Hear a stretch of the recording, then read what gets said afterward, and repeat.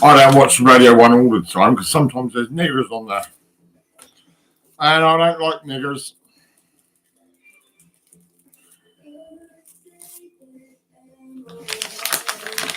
And most of the ladies in America are fucking sluts.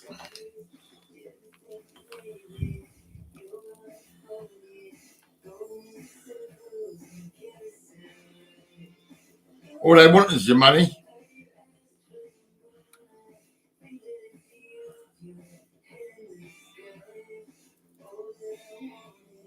I don't give a fuck. I don't care.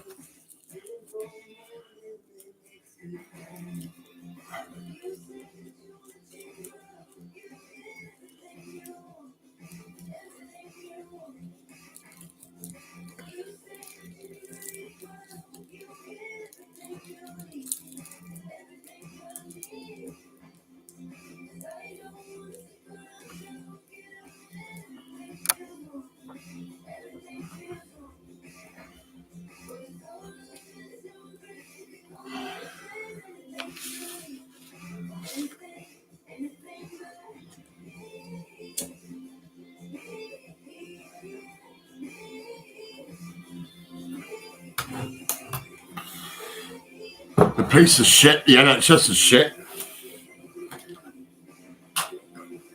They're so fucked up, I say.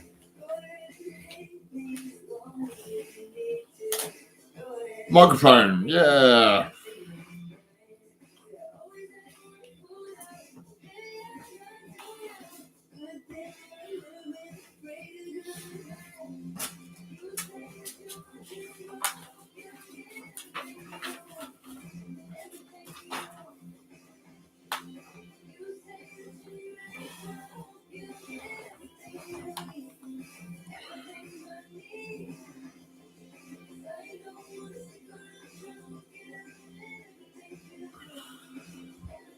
I'm going to get rid of Facebook. I'm not going to bother with Facebook.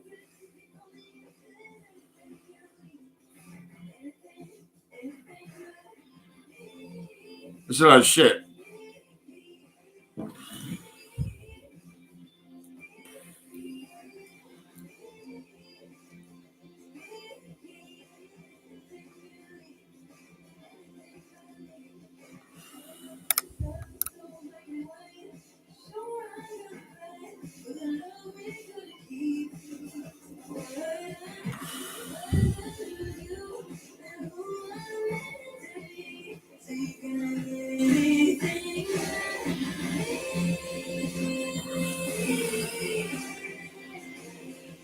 I'm going to keep my hernia.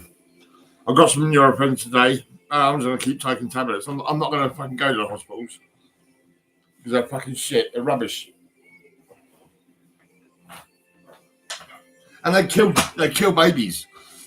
Yeah. 201 babies fucking dead.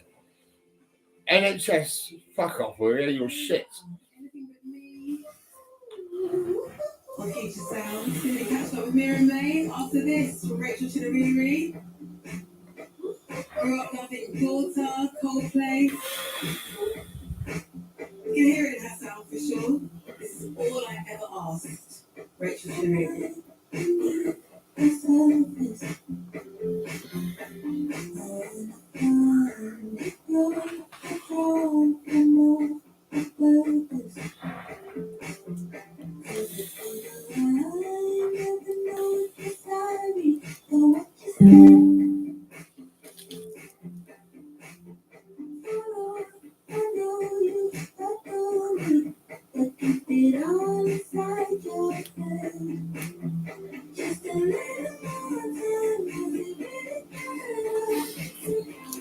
I've said this,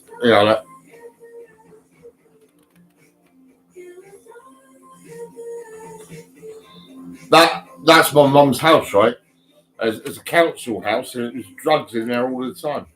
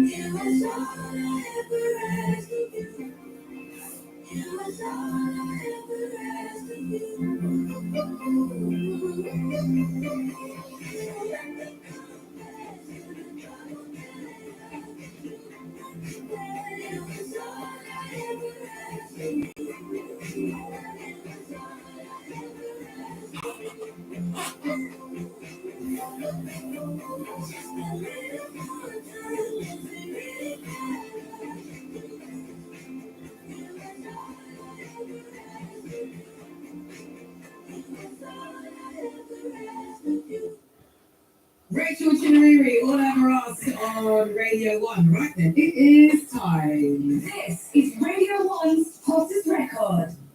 to talk to Mira May about all things Hospice Records. The tune is called Wild Things, and Mira May is with us now. Good How are you evening. doing, beautiful lady? How are you doing, beautiful lady? I'm so happy to see you. I'm so happy to see you. Look, it's a delight to see you, Mira. I think this is our first ever interview interaction. I feel like we've been internet friends for a minute. And I've come up to you a couple of times and just like gone like this, like hugged you and ran, like a couple of times. I don't think like once actually. I remember. Do you remember? Okay, great. Okay, one. It's the safest moment. You're something that is full of love. You pour that into your song, so that tonight we celebrate. Wild Things. Yes. Now, obviously, when you write a song, you know what you mean. Mm. But when we listen to songs, sometimes we can interpret them. Is there a wrong or right way to interpret your songs? Nah, I feel like you should get whatever you want out of the song. Okay. Because I don't actually, like, not all my songs, especially my own ones, especially my own, I don't always sit there and meticulously write it. I just get on a mic and I just pour. So words just come out. The hook will just come like in chunks. And then I will go back and I'll fill it in and I'll listen to what I've said. And I'll be like, why did I say that? What do you know what I mean? And I'll go through the process and start filling in the gaps so it turns into something like a story. Do you know what I mean? But I was so full of emotion when I wrote it. Like a lot of emotion coming from all different angles. And yeah, I had to pour. I was too full. I needed to get it out for Well, sure. this thing is from the thing I take from it is a vulnerability and honesty about what it is like to be in the music industry. Oh, for sure. That's what I took from it. You know, it's so mad because that's what I'm going through. Again, it's like, you know, when you're just freestyling, it just comes out like therapy. So the fact that you've even got that from it is crazy because when I'm writing it, I'm not specifically thinking about, or when I'm singing, I'm not thinking about one thing. I'm just thinking about how I feel. And you know, sometimes when you feel certain ways, not just one thing that's making you feel that way. It's coming from all angles, your job, your boyfriend, your girlfriend, your family, like it's literally coming from all angles. So you are right. You've made me clock that. Do you know what I'm saying? You actually made me my clock that. therapist, Jen. You're welcome, Jen.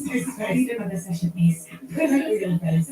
Don't be all. I mean, I love the things that you explore in it. You know, it's about people giving you your roses, your flowers, Yeah. getting your respect, but then also, you know, trying to take care of your family because, you know, you're a mum. Obviously, that's not your entire identity. Mhm. But I did see a post that you put up recently about, you know, I'm just trying to essentially learn myself again. Yeah, Now, for sure. yeah. Like having the baby, for me, like having my son was it's the best thing that I could have done. But I was not ready, and I don't think any woman at any stage, doesn't matter where you are, is ready for what comes with that, yeah? And like, I was so broken after I had my child. Like, it's like when I had that baby, my mind unlocked and loads of stuff, like, I started to remember. Like, my body started to remind me of things Right. that I had forgotten. Do you know what I mean? And I was so vulnerable. So vulnerability in this song is 1000% it. Like, I was on my knees, like I was with my child in the studio, like with TSB, like if I don't sing now, I'm gonna die. I'm gonna explode. Like I've even brought my son all the way across London to be here, so because I just need to get it out.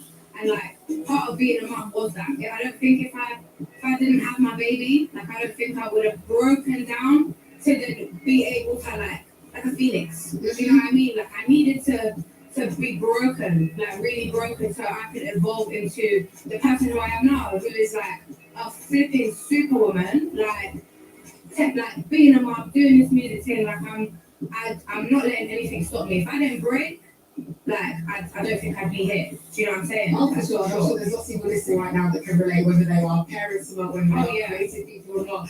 But I think what you're saying is very interesting. You know, being a woman in the music industry, like, let's call it spade a spade. As an artist, you're a commodity, right? Yeah. And as a female artist, the way you may be treated compared to your male, like counterparts, two very different things. I said it the other day. Like Yeah. I literally tweeted it. I said, you know what? Why do we not we've got so many beautiful, amazing, talented women coming out, just the UK alone.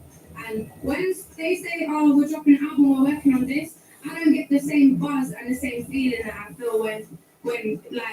male counterparts drop their albums and drop their projects and say like, I feel like to be a woman in this industry, there's too many rules for me. I have to be like this, do this at this time. Like when they get to do whatever they want, whenever they want, however they want to do it. Like, you get what I mean? Like, no one really has a lot of chat for the man, but for me, for the women, there's a lot of chat. What's she doing? What genre is this? Does she sing? What is this? Like, you can't box me in. I do, and that's actually a part of being a woman. Like, I'm not gonna lie. Like, when your mum is in your house, she's doing everything. She's doing it all. Like, how can my mum be doing like the mother I am to my son? Like, he's gonna be like, what the hell? Like, who are you? You're a scientist. You're a musician. You're a mum. You're this. You're that. Set in place.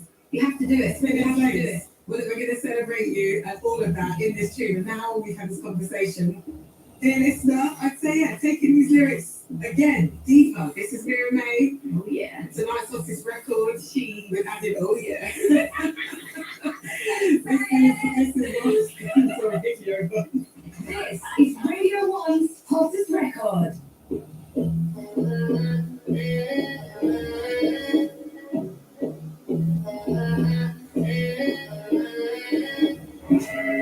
Tell me one time. Just say right now, you wanna go home. Find some person, hear me out. The truth don't fall. Don't tell me it's a villain. You can't buy love. Don't know what you want. Sitting on your timing. Not on your timing. But I need my flowers. I need my paper. I need my bread. Tell me true later. You gon' see me on the way up. Make it one day. I'll take it back down, we can go in. I'll show you right now how I'm rolling. Oh, love, what I wanna show it. No, I don't want to pretend. Can you handle me when I go in? Oh, calm down when you see me on the way up. Yeah, I'm just looking way up. See me, I go, man, just let me wait up. I go up, pray, let me pray up. I'm about to hurt everything, let me wait up. Cause I'm coming up straight up. I'm walking in, never see me later. So my next, so my pray up. I'm not standing. I need my flowers. I need my paper. I need my bread. See, I'll see you later. You gon' see me on the way out. I take it back down, we can go in. I'll show you right now how I'm moving.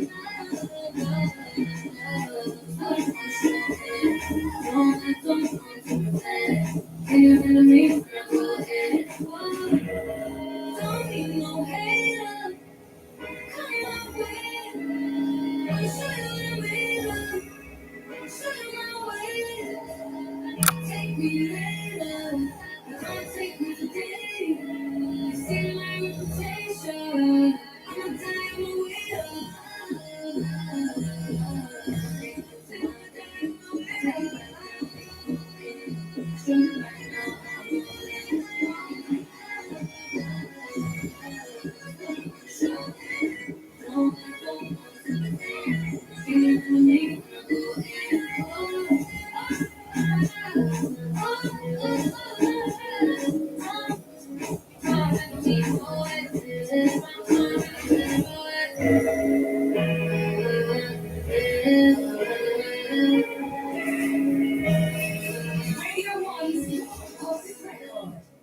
one of the underdogs for sure. Tonight's hottest record from Mira May. It's called Wild Things. Mira, not holding back, and I genuinely love that about you.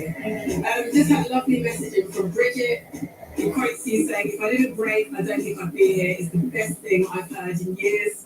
I suffer from depression and have a while back been in abusive relationships. It took me a while to learn that.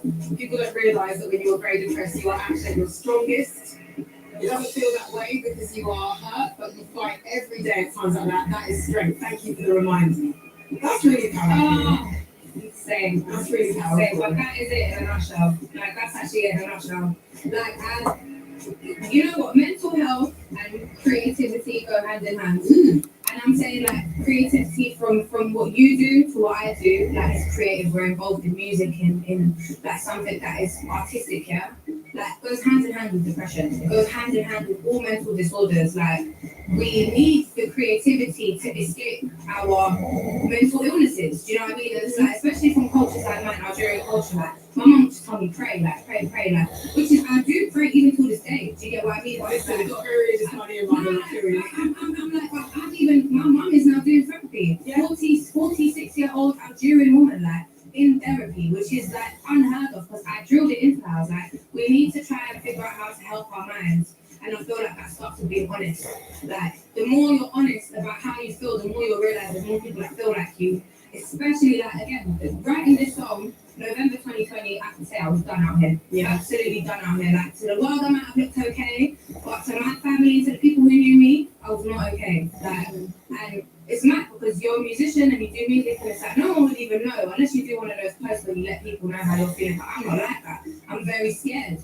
I was always so scared about letting people know that I'm actually messed up. Like, a lot has happened to me, and I just want to share it now. Like, I want to share it so I can help people. That is it. Like, I don't really business about anything else. I'm having talks with so many different people about what this album means and what these songs mean and what's gonna happen, and oh my god, and I'm just like, I just want people to feel heard and seen. Like, do you get me? Like, from what we were talking about earlier with the women in the industry, to mental health, to child abuse, to flipping being in an abusive relationship, all those people, those children that was like locked up during the pandemic with their abusers. Like, do you know what I mean? Like, so many real things have been happening, but because everything's been so crazy, none of us have been able to focus. Me going to the studio and making these tunes was my way of focusing throughout the pandemic. It was my way of actually kind of trying to save myself a little bit. Do you know what I mean? Like, and my baby was there with me the whole time. And it was just like, my family was there, and I was lucky enough to have such a supportive network of people around me to keep me safe,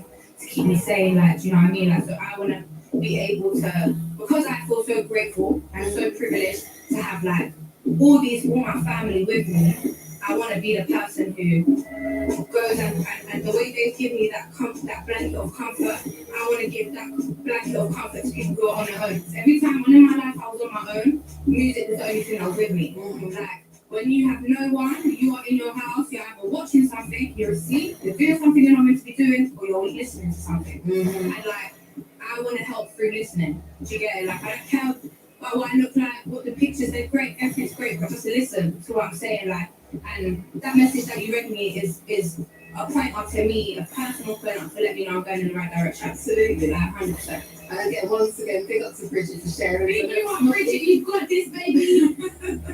It's not easy. And the album's called Tales of Miracle. We can't wait to hear it. Thank you. Mira, thank you so much. Thank For you your so much. absolutely unfiltered honesty. Thank you For those for your absolute beautiful lessons. We love you. We love you too. Look, Wild Things, It's Nazo's record, Tales of Miracle. Look, the clues in the title. Comes out May the 30th. Mira, thank you for being you. Thank you. And thanks for coming through. Right then. Tomorrow night's hottest record is coming from French the Kid. The tune is called Netherlands. You're going to hear it on the show tomorrow at 6 p.m. In the meantime, to get some of those, here he is now. We're thrilled. And don't forget, still to come on the show, we have live music from Thomas Eden just after 7 p.m. 3 tunes back to back.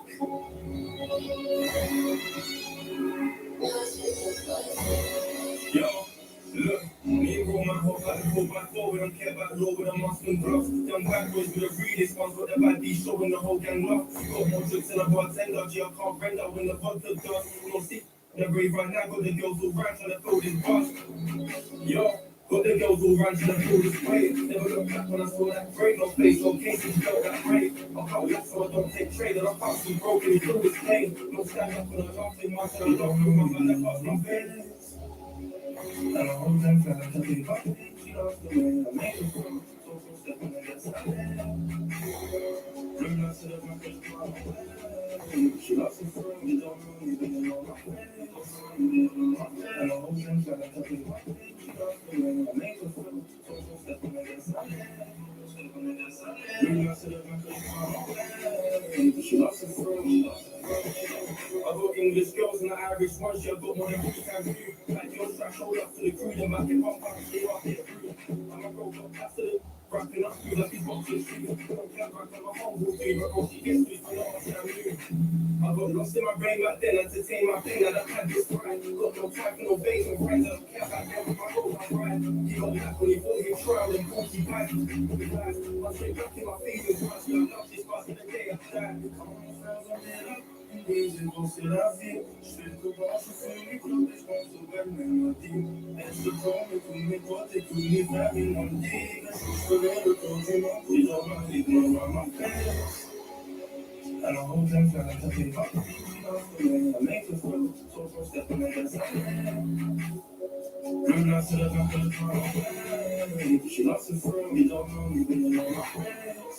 And I hold them for the thing. I make the foot, so step on the side. Run out to the back of the car. She loves the throw, she loves the throw, she loves the throw. She loves the throw.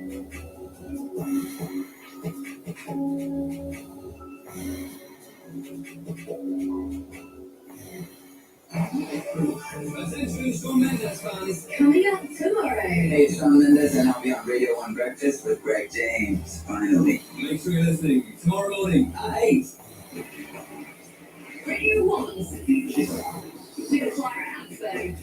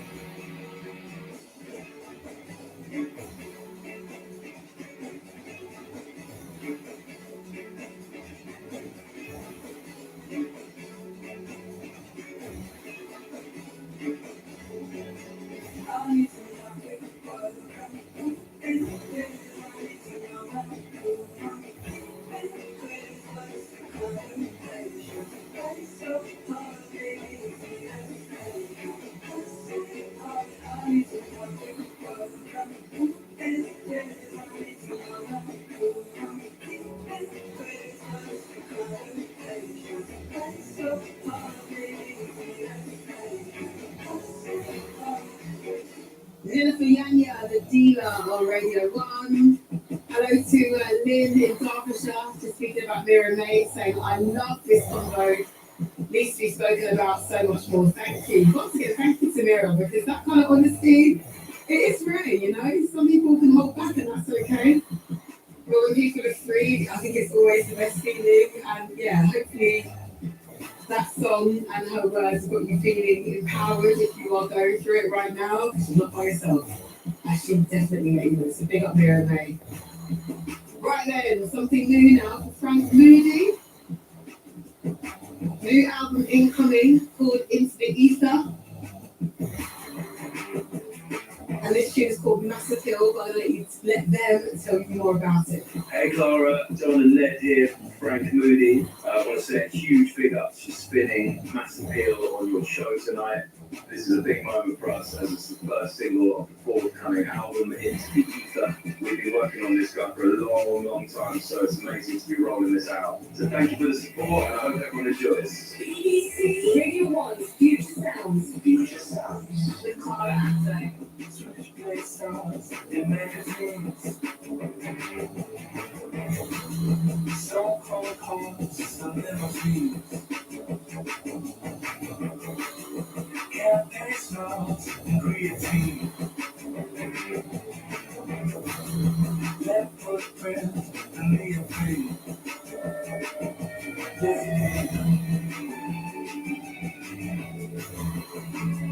Tastes like this.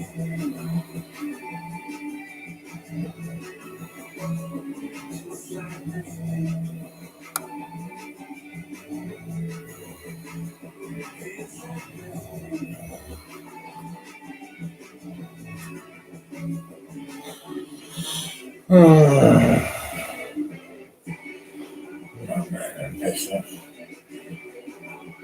Oh, wow. I'm freezing. What the fuck? Oh my god.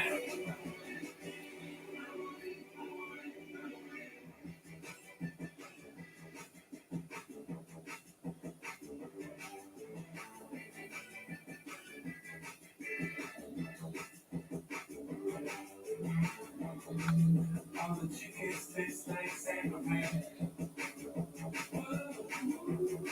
And all the deep sea fish like drowning.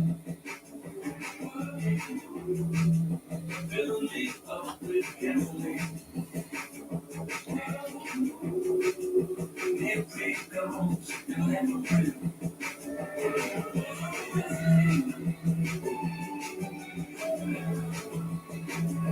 Tastes like this.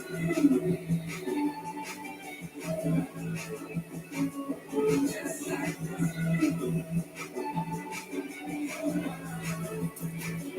Tastes like this. Just like this. Can't stand it. Tastes like this. Can't stand it. Just like this. Can't stand it. Tastes like this. Can't stand it.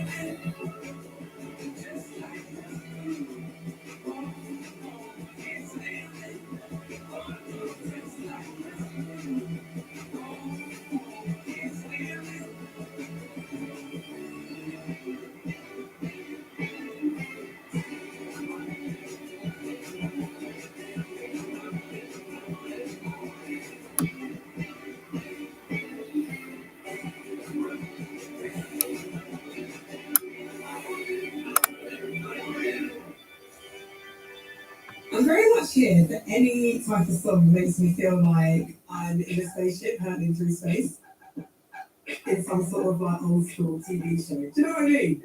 That song really gives me that massive thing. Frank Moody right now. Something brand new from Ibeyi, last heard on this show, their gorgeous tune, Sister Sister. Or you may have enjoyed their duet with Pastor Lou, Made of Gold, and they're back with this, bringing in another friend of theirs, the gorgeous in voice and in face, all of it really, Georgia Smith. And here are the Precious Sisters letting you know what it's all about. Hi Clara, this is Ibeyi. We are so excited that this track is premiering with you today. It's called Lavender and Red Roses and it's featuring our dear friend Georgia Smith, we wanted to write a love song that would remind us that as much as we want to save and show our loved ones the love we have for them, we need to let them find their own way and their own path towards freedom. BBC Radio 1 Future Sounds.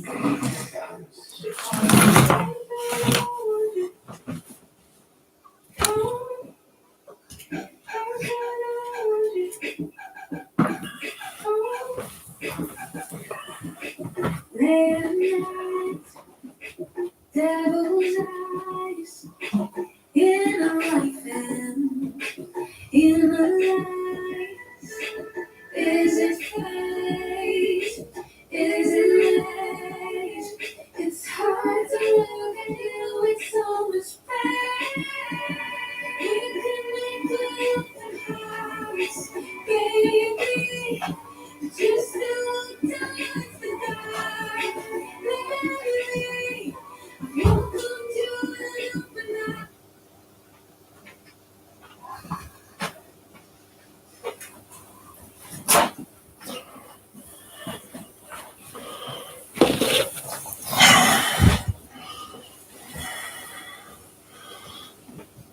Fuck the radio.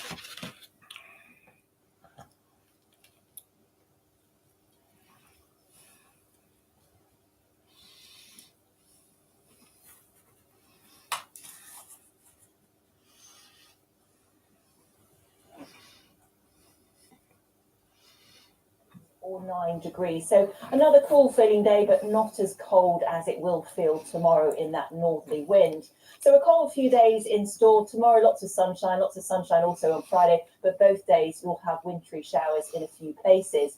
Over the weekend, Saturday, we start on a sunny note, but it will start to cloud over with rain arriving later on.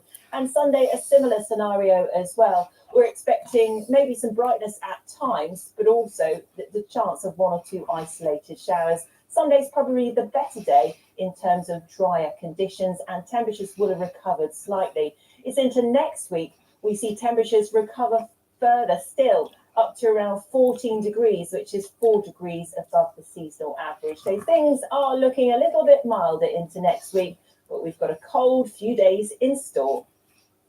Feels like the weather's gone into reverse, doesn't it? That's it from us for the time being. Good night.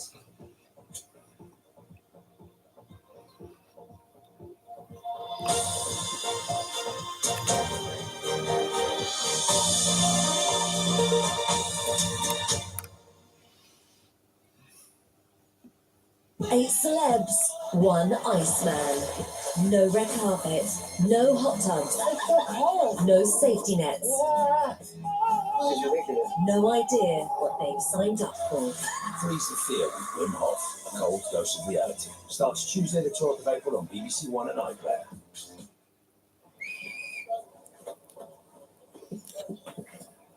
Hey, good to have you on board for a Wednesday night on BBC One. Interior Design Masters with Alan Carr and the task to triumph for transforming here at 9. I know, though, you're getting enough sleep.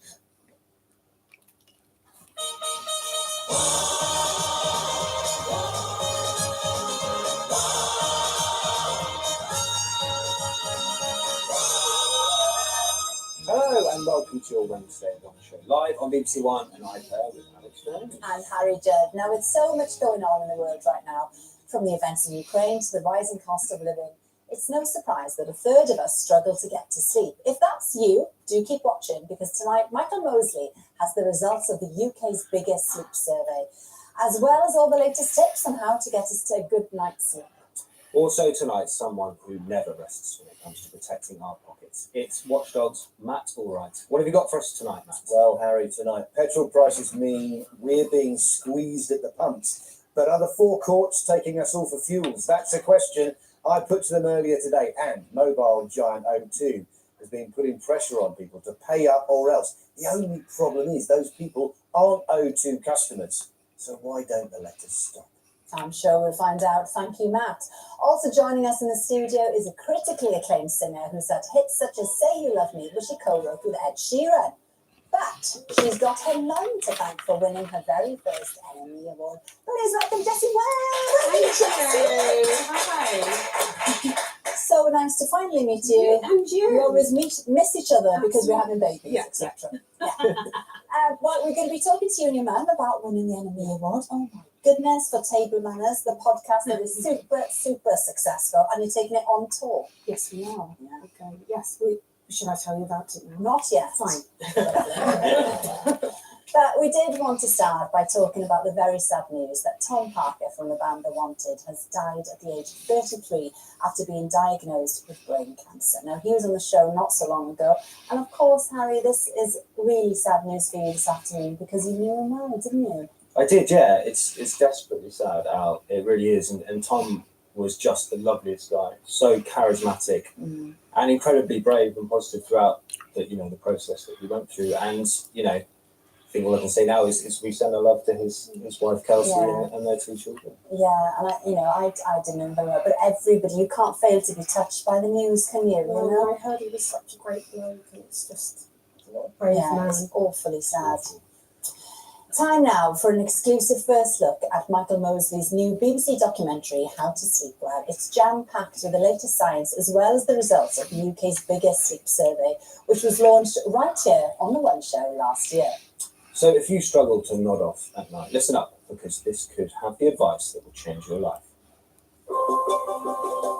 To explore the extent of the current sleep crisis, I've teamed up with the University of Oxford to launch a landmark census of the nation's sleeping habits.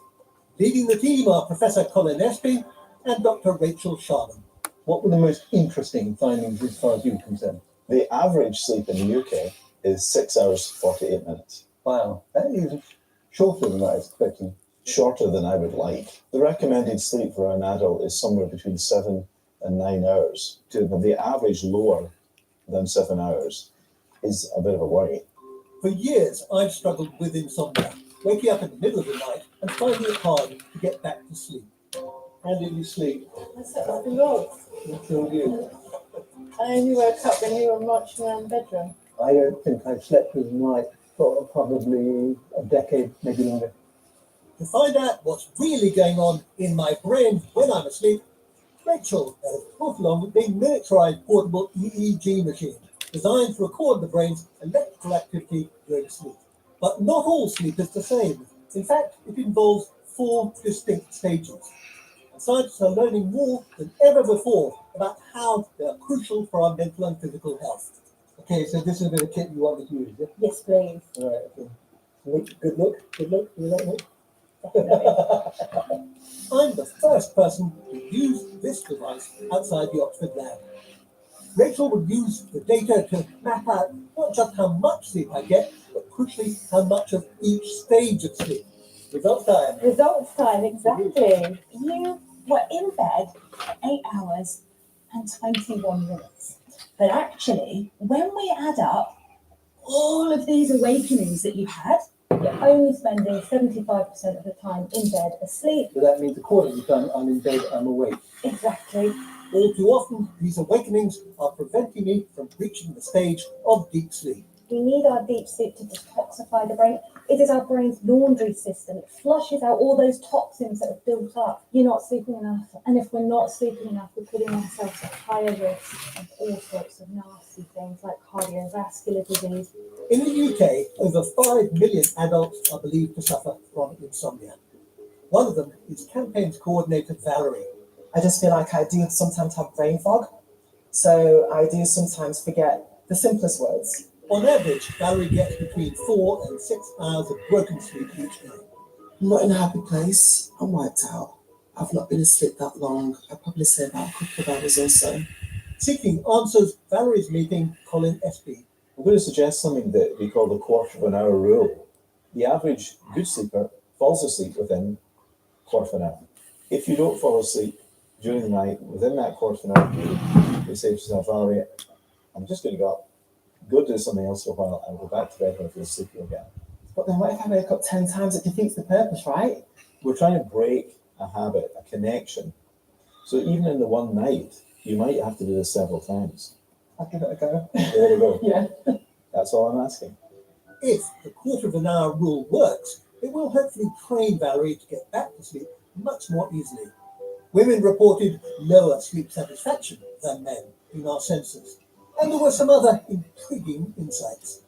In general, people in the north were sleeping less than those in the south, and almost 20% of all participants said they turned to alcohol to help them drop off, which can, in fact, make our sleep more disturbed.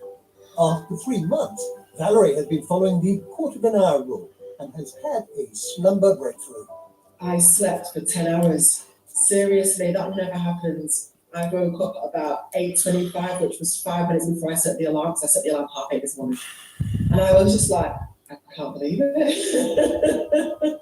As for me, well, I'm not exactly cured, but by incorporating some of what I've learned, I am sleeping better.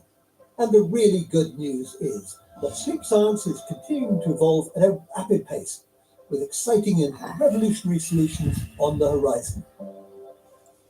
So if you want more Michael Mosley, the full Horizon documentary, How to Sleep Well, is on tomorrow on BBC Two at 9 o'clock. And who wouldn't? If you can't wait, don't worry, as if by magic, he is here now, look. Michael, now this documentary looks fascinating. That was just a taster there. And about a year ago, you asked one of your viewers to fill in this survey and be part of it. Yeah. The results, I mean, I'm sure some were shocking. We couldn't believe, actually, that 6 hours 48 was the average amount of time that people sleep, Jessie. We thought it'd be less. We thought it'd be less. Really? I don't know. Oh, really? Well, Al said she maybe clocks 4 or 5 hours a night. Wow. Oh. Okay, you are surprised then, because our experts were shocked it was that little. I mean, I have to say, Big on One Show was fantastic. We got an enormous surge of people who then signed up for it. Brilliant. And I've just deleted Facebook. 200,000 people over the next few months, making this the biggest census we've ever been done. And since then, the numbers have continued to rise. We can still do it. But yeah, no, our expert was genuinely shocked. Facebook's a at load how of shit. people were sleeping, but also how badly they were sleeping. Because around half of them said they slept pretty badly. It was very entertaining looking at some of the data around parts of the country where people sleep well or badly. Who And were stuff their like sleepers then? Guernsey turned out. Guernsey. Oh, there you are. We'll move that. we should move that. Men rather than women, or at least women they felt they reported worse quality sleep. Is that astonishing surprise? Okay, where's the worst? London? No, it was actually somewhere in the north. It was Kilmarnock. That was it. It was up in Scotland. What's going on there? Who knows? Lots of rays. Now, Michael, in People of Kilmarnock will be writing in now. now you touched on the 4 crucial stages of sleep. Now, what's actually happening in those stages? Sure. I mean, wonderful thing about sleep research now is you've got sort of memory. You can wear these EEGs, and so the first stage, light sleep, and what happens? That's when you're sort of twitching around. You can be easily woken. Then stage 2, you're into deeper sleep. You're still not really into deep sleep. Stage 3 is deep sleep. There are these big, slow waves that happen. And during deep sleep, what actually happens is chambers in your brain open up and fluid rushes through and gets rid of all the sort of junk that's been accumulating in your brain. And they only discovered this, 2 years ago. So it washes out your brain. Your brain literally gets washed out during deep sleep, and you also form all sorts of things like components of your immune system. And then you have this phase called REM sleep. So if you've got young kids, you've seen their eyeballs or your partner eyes flicking to and fro. That's rapid eye movement sleep, and that's when you have these intense dreams. And your body is entirely paralyzed. Oh, I can't wait for my mum to die. And that's to prevent you throwing and flashing. She's And fucking that is sick. really closely linked to emotions. It's a way of having psychotherapy in your sleep because you can rerun. Dreams are a form of psychotherapy. They basically help you to manage your emotional state. So if you don't get enough REM sleep, a lot of teenagers don't, then you become really, really rapid. See, but this is the thing now. Because you're telling us about all the benefits, I'm feeling stressed. It's a waste of time talking to her. There are loads of parents out there. Not Jessie Ware, because Jessie Ware sleeps about 8 to 9 No, hours. listen, I was just mentioning this. I strategically placed my husband on the door side of the bed. He didn't realise this yet. So when we He does have now. the He does thoroughfare- now, Jessie. Oh, he's put them to bed. He doesn't know. And so he wakes up with them, and I'm such a deep. I'm always in that third phase, you see. So yeah, can't get through to me. So say you're not as successful as Jessie. And my brothers, they're pretty fucked up. Is there an answer? Because often you're not in control. Yeah. You know, what You do mean you of the do? kids? Or just of life? Yeah, no, I mean... Of sleeping, yeah. Is Certainly, it I daily mean, naps? the What's research going on? shows, unfortunately, that each kid you have disrupts your sleep for about 10 years. Right, that's Oh. it. So what I did... No more, Jessie. No, it's taken 30 years off us. My wife Claire was a busy doctor at the time, so we used to alternate. We would try and put on a pair of earplugs and go to the other room if necessary. I have to say I was keener on this strategy than Claire, but there's a lot in the program about how to improve your sleep, but kids can be very, very disruptive of sleep, unfortunately. True. And they badly need it as well. So a lot of the things which are in the program also apply to kids, because we know that particularly teenagers are getting nothing like as much sleep as they should be getting, and it's been horribly disrupted by COVID. Yes, right. We have had lots of people. Yes, we're not the only ones that send love the sleep questions in, chat, right? are Are we ready? Fuck the COVID. Kieran's emailed. He said, I'm going to be starting a new job soon, and I just wanted to know. I what can't is wait the for best way fucking to COVID to reset kill me. my I mean, Christ. I Why always not? find the process quite brutal and tiring, so what do you want to tell us? Right, it's different whether they're shift worker or why they need to reset it. But broadly speaking, what you need to do is you need to set your alarm to wake you up at the same time every morning. And that means also at the weekend, because otherwise you get what's called social jet lag. So it's not so much the time you go to bed, it's the time you get up, which really sets your day. And ideally, if you can go out into the morning light, go for a walk or something like that, that would be really good for resetting your internal clock. And that's kind of how you do it. Okay. Thank you so much, Michael. Yeah. I've got so many more questions. I feel like there's a podcast in this. But if you've got any sleep tips you'd like to share, then please do get in touch in the usual ways. And How to Sleep Well is on tomorrow at BBC 2 at 9 o'clock. Still to come, we are talking table manners with Jessie and her Lenny, but first time for Watchdog. Matt, say to you. Yes, identity theft. Looking for another scheme special. And as we waited, I asked him about the problem of trying to join Cornwall to Paddington Station. Peter, we come right to the edge of Devon, as indeed the railways had done by 1840, and then they found this great watery mass barring their path to Cornwall. So what do they do? Well, it was quite a problem because the river is wide, it's deep, 80 feet, 90 feet in the centre, and the Admiralty insisted on having 100 feet height here to let their sailing ships get past. The huge masts. The huge masts. There were already railways down in Cornwall, but they wanted to link those railways with the rest of the English railways. And who did they send for?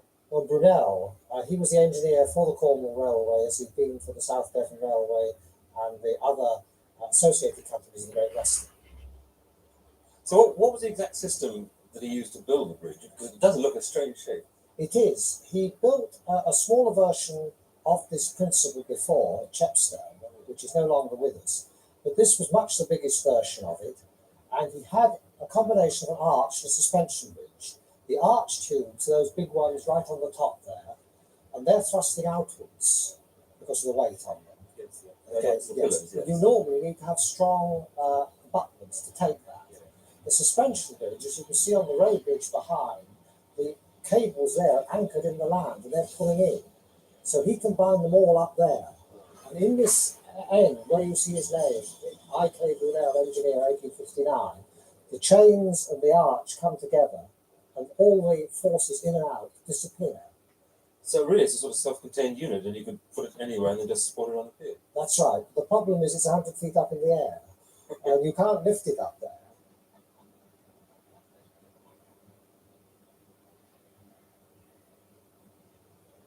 Well, they were built out here, just where we're standing, on the bank here, floated out, and they had 500 sailors from the naval dockyard, and they walked this thing out. They floated it, first of all, took it out across the river. It was the Cornish one that was put up first, the Cornish span. It was floated out there and landed. It took actually about, from floating here to getting it landed on the piers, was about 2 hours.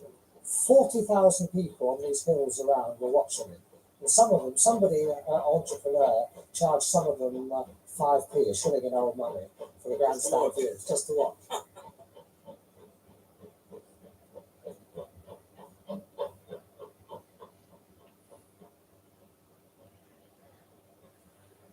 When they got them out there, they weren't that high, they were they? Oh no, they were just above water level, right at the bottom of those stone piers there.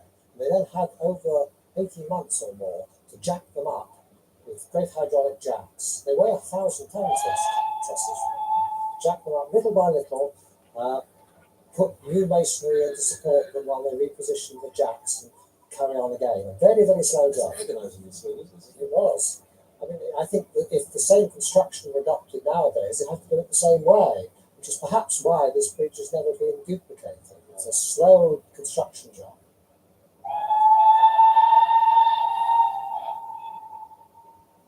The whole of the way down to Cornwall was eventually, in this century, over the double track, but not this bridge. In this bridge, the single line tablets, they used to pick up a staff at this end and give it up at the other. And it was sort of like getting a passport to go into Cornwall. They must have wanted to open up Cornwall sooner or later. Yes, it was a very important link in the Cornwall story, economic story. Particularly after the 3 trains to London, the new 7-hour service started in 1904, which eventually became the Cornish Riviera. That boosted traffic in 1 year at Penzance by 67%. Really? And was that mostly holiday traffic, or was it? It must have been, yes. This was the time the Great Western was pushing the Cornish Riviera, see your own country first, and that sort of thing. They could see a tremendous potential there. The initial impact on Cornwall was actually to help its fishing and farming. For the first time ever, they could get Cornish fish to Billingsgate within 24 hours. But getting holidaymakers down to Cornwall proved more important. The GWR developed a knack for advertising and merchandising. In 1904, they even produced their very own cinema commercial.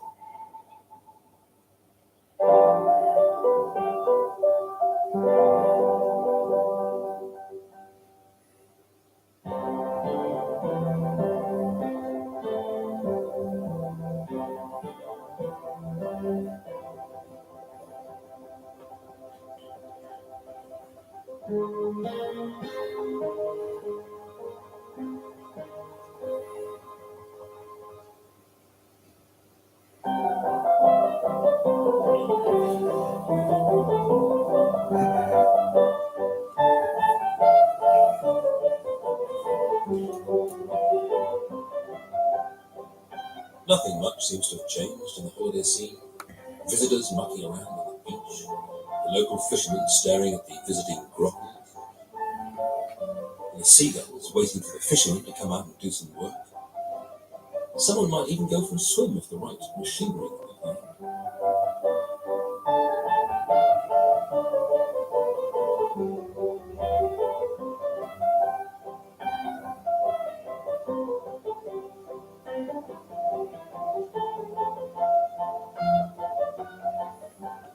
There was one other way of getting to the West Country, by ocean liner from America. The railways cottoned on to the fact that if they landed passengers at Plymouth, they could get them up to London far quicker than if they chugged up through the Channel. Even quicker, of course, if you were going to the Midlands or the North. Land at Plymouth and save a day, they said. And people did, even though they had to get a special tender from ship to shore.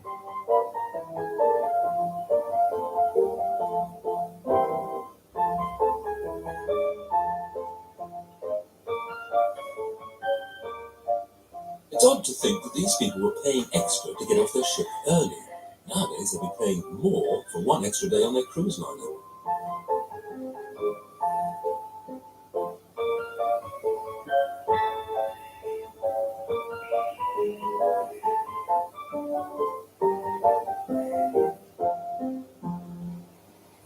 The big boats have all gone now, but it is still possible to go to the West Country and get a mini luxury cruise, if you're prepared to save up the necessary 90p and face 200 yards of the mighty River Dart.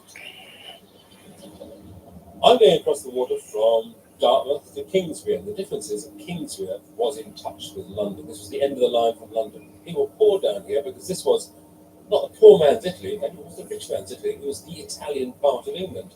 And to this very day, you can still go from here right up to, well, actually only to Paynton, but the same feeling is still here, going over the water to get the train to go somewhere. Of course, the Great Western were not trying to satisfy some long-felt want on the part of Londoners to get to Kingswear. They were trying to create that want and then fulfill it. Torbay was really made by the Great Western, like many other places in the West and elsewhere. And like any good manufacturer, the Great Western pushed their product for all they were worth.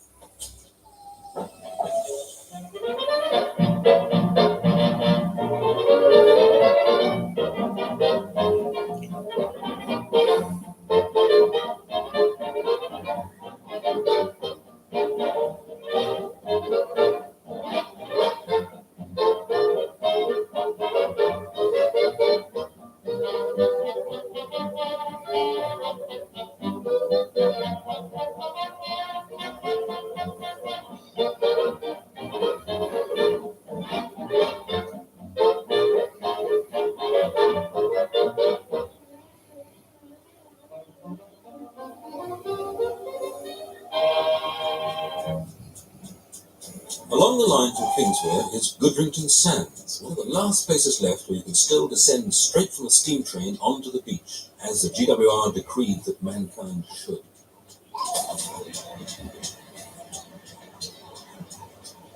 In 1929, the Great Western published a book by S.P.B. Mays called Glorious Devon, in which right from page 1 the author was at pains to point out that rain in Italy is quite common, and sunshine in Devon very common indeed. Sometimes there is more likelihood of sun in Torquay than there is in Genoa, he said. What the author doesn't mention is the peculiar capacity of the British just to ignore the weather. They will enjoy themselves on the beach in temperatures which, at home, would put them in a pub in front of the telly.